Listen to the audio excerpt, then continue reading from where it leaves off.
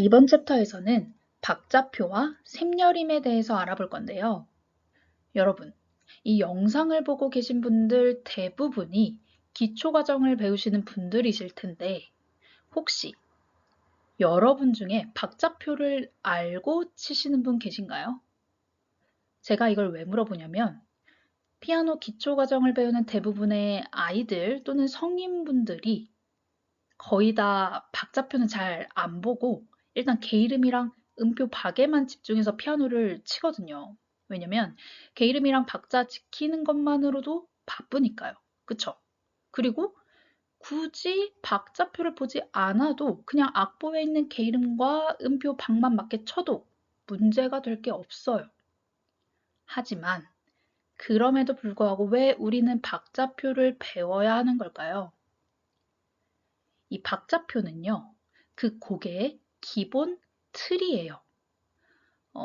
글의 종류로 예시를 들자면, 글의 종류에는 뭐 시, 소설, 수필 등등 여러 가지 형식이 있어요. 그럼 작가들은 여러 형식들 중에서 하나를 골라서 그 형식에 맞게 글을 쓰죠. 박자표도 똑같아요. 작곡가들이 여러 박자표 종류 중에 한 박자표를 골라서 그 형식에 맞게 곡을 쓰는 거거든요. 그래서 기본적으로 꼭 알고 있어야 하는 개념이에요. 자, 그럼 지금부터 이 박자표에 대해 알아볼 건데요. 먼저 박자표의 표기 형태와 숫자의 의미를 보면요. 박자표는 분수 형태로 되어 있고 밑에서부터 몇 분의 몇 박자라고 읽어요. 그리고 악보에는 첫 마디의 음자리표와 조표 다음으로 박자표가 나오고 있고요. 딱 한 번만 나옵니다. 자, 이 박스 보시면 박자표 4분의 4박자가 나와 있고요. 밑에 숫자 4는요. 음표의 이름을 나타내요. 그리고 위에 숫자 4는 한마디 안에 들어갈 음표의 개수입니다. 즉, 밑에 숫자 4는 4로 시작하는 표 이름이 뭐가 있죠? 4분음표가 있죠. 바로 이 4분음표를 나타내는 거고 위에 숫자 4는 한마디 안에 이 4분음표가 4개씩 들어있다라는 뜻이에요. 자,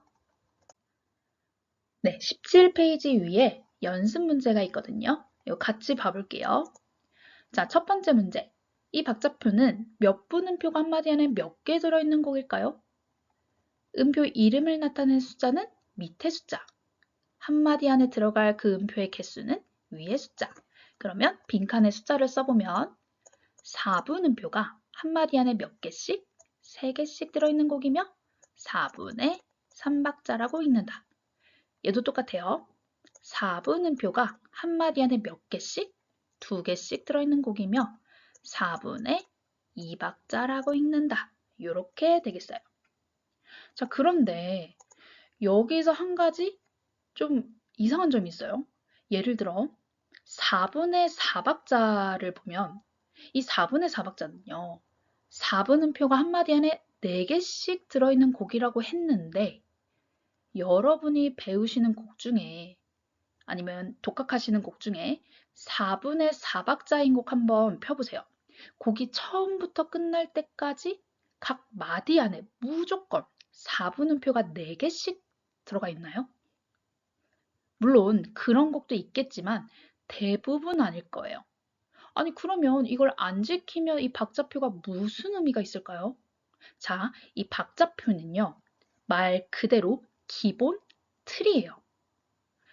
4분음표 4개가 있는 이 4분의 4박자는 한마디 안에 총 몇 박이 들어가야 되나요? 자, 4분음표는 한 박이에요. 이 한 박이 한마디 안에 4개 들어가 있으니까 한마디 안에는 총 몇 박이 되겠죠? 4박이 되겠죠. 그러니까 이 4박을요. 여러 음표와 또는 쉼표들로 채워져 있기만 하면 돼요. 요게 포인트예요. 이 박자표 그대로 4분의 4박자는 한마디 안에 4분음표가 꼭 4개씩 있어야 된다면 이 세상에 있는 4분의 4박자 곡은 너무너무 단순하겠죠. 4분의 3박자, 4분의 2박자 다 마찬가지예요. 그래서 17페이지 여기 보시면 박자표의 실제 음이라고 되어 있죠. 제가 방금 설명한 내용이 정리되어 있어요. 한번 쭉 읽어봐 주세요. 이제 18페이지로 넘어가서 이 박자표로 인해 악보에 생기는 기호들이 있거든요. 요걸 한번 살펴볼게요. 아마 악보에서 많이 보셨을 거예요. 작곡가들이 박자표대로 한마디 안에 일정한 박자를 다 채우고 나면 이렇게 세로줄을 그어서 박자가 다 채워짐을 표시해요. 그래서 마디마다 세로줄이 그어져 있을 건데 요거는 악보가 이제 짧아서 세로줄이 하나밖에 없어요. 그리고 이 세로줄과 세로줄 사이 음들이 그려져 있는 이 공간 있죠. 요거를 마디라고 합니다. 그리고 그 곡의 마지막 마디를 다 채우고 나면 이 곡은 이제 끝났습니다 라는 의미로 끝세로줄을 그리게 되고요. 그래서 여러분들이 치시는 악보를 보시면 세로줄도 있고 끝세로줄도 있을 거예요. 그리고 이 악보를 보시면 맨 앞에 높은 음자리표가 있고 박자표가 있어요. 자, 제가 아까 박자표는 음자리표와 조표 그 다음에 나와 있다고 했는데 제가 여기서는 따로 조표를 다루지 않아요. 조표는 그 다음 단계 가서 배울 거고요. 이 과정에서 조표는 다 다장조라서 즉 샵이나 플랫이 없는 조예요. 그래서 음자리표와 박자표 사이에 아무것도 없어요. 조에 대해서는 나중에 배우게 될 텐데 일단 여기서는 샵이나 플랫이 안 붙는 다장조인 곡으로만 배울 거예요. 그래서 이 조표 부분은 넘어갈게요. 자, 다시 악보 맨 첫 마디에 음자리표 그리고 조표, 지금은 다장조라서 플랫이나 샵이 없고요. 그리고 박자표, 요 순서대로 나온 다음에 이제 개 이름들이 나오게 돼요. 이제 보면 4분의 4박자 곡이죠. 그러면 한 마디 안에 총 4박씩 들어있겠구나 라고 생각해 주시면 되겠죠. 그리고 마디마다 박이 이제 다 채워지면 세로줄을 긋고 마지막 마디라서 이제 끝 세로줄이 있는 거고요. 이렇게 정리해 주시면 될 것 같아요. 19페이지로 넘어와서 샘여림에 대해 알아볼 건데요. 샘여림은 말 그대로 샘과 여림을 합친 말이에요. 이 샘과 여림, 즉 크고 작음은 소리의 기본적인 볼륨이에요.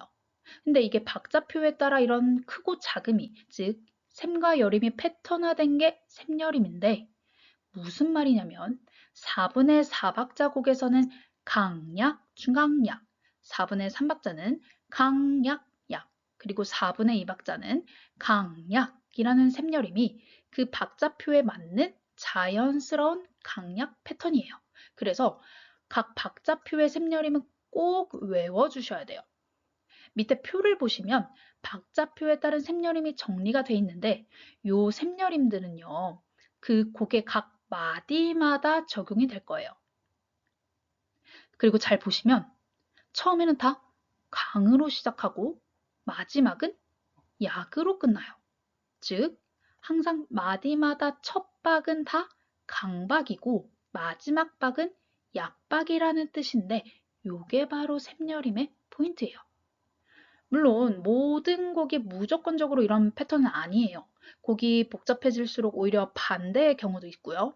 하지만 기초 과정에서는 이 패턴의 틀을 유지하게 될 거예요.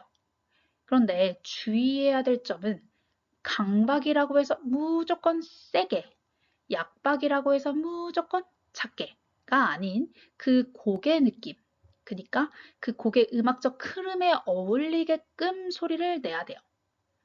어떤 느낌인지 간단하게 설명드리면 나비야로 노래를 한번 불러볼게요.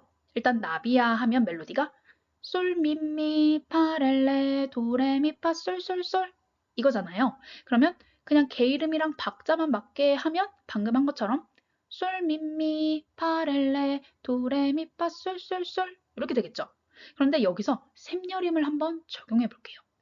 나비야가 4분의 4박자 곡이거든요. 그러면 강약, 중강, 약이에요. 요거를 그대로 기계적으로 적용을 하면 솔, 미, 미, 파, 렐, 레, 도, 레, 미, 파, 솔, 솔, 솔. 뭔가 되게 부자연스럽죠? 이상하죠? 그래서 아까 말한 것처럼 이 나비야 멜로디 느낌에 맞게 자연스럽게 만들어 주셔야 돼요. 요 나비야가 되게 순수하고 밝은 가사도 그렇잖아요.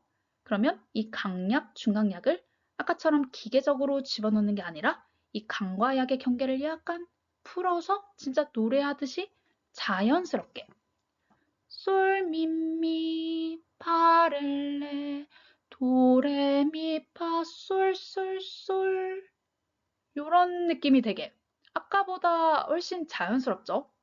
그리고 개 이름이랑 박자만 생각해서 치는 것보다 훨씬 재밌어요. 이렇게 만드는 맛이 있거든요. 제가 원래 이거를 피아노로 치려고 했는데 피아노 소리가 너무 작게 녹음이 되는 바람에 그냥 이렇게 노래로 했어요.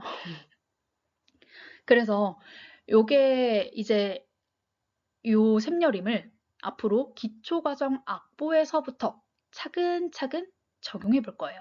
그러려면 아까도 말씀드렸지만 표에 있는 박자표마다의 기본 샘여림을 꼭 외워주셔야 돼요. 아시겠죠? 이제 20페이지 볼게요. 샘여림의 중요성이라고 제가 정리해 놨는데요. 샘여림은 강약 패턴이라고도 얘기했는데 이 강약 패턴은 음악에서 아주 기본적인 요소예요. 이 박자표의 강약 패턴에 따라서 기본적으로 음악이 흐르거든요. 물론 나중에는 이 패턴에서 벗어나는 음악도 많지만 지금 과정에서는 이 패턴대로 대부분 갈 거예요. 즉, 박자표와 샘여림, 이 강약 패턴은 하나라고 보셔야 되는 거고 이 강약 패턴을 적용해서 우리는 음악의 흐름과 음들의 어떤 뉘앙스, 그런 느낌들을 표현할 거예요. 그래서 우리가 피아노를 배운다 하면 어쨌든 음악을 배우는 거잖아요. 음악은 소리로 표현하는 작업인데 기초 과정이라고 그냥 개 이름이랑 박자만 누르고 끝나는 것보다 기초 과정이지만 박자표가 가지고 있는 고유한 샘여림, 강약 패턴을 통해서 우리가 조금 더 예쁜 소리로 음악을 표현할 수가 있어요. 아주 간단한 악보더라도 이 작업이 아주 중요해요. 나중에 이제 여러분들이 레벨이 올라가면 어려운 작품들도 치시겠죠? 그러면 거기에서 악보만 보고 끝나는 게 아니라 여러 가지 악상기호, 그리고 페달 이런 걸 통해서 음악을 더 예쁘게 만드는 작업을 한단 말이에요. 그런데 그 전까지는 이런 작업을 한 번도 안 해보다가 그때 가서 갑자기 표현하는 작업을 하려고 하면 너무 어려워요. 악보 자체도 어려운데 막 소리는 이렇게 내야 되고 악상기호 지켜야 되고 또 페달은 이렇게 할 게 너무 많아요. 그러면 이제 어려워서 치기가 싫죠.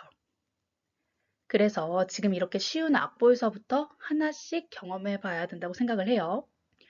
그래서 박자표는 박자표, 샘여림은 샘여림 이렇게 따로 이론만 배우고 넘어가는 게 아니라 개념들을 연결해서 적용하는 법을 꼭 경험하셨으면 해서 이렇게 준비해 봤습니다. 그럼 이 챕터 6은 여기서 이제 마치고 마지막 챕터 강의에서 뵐게요.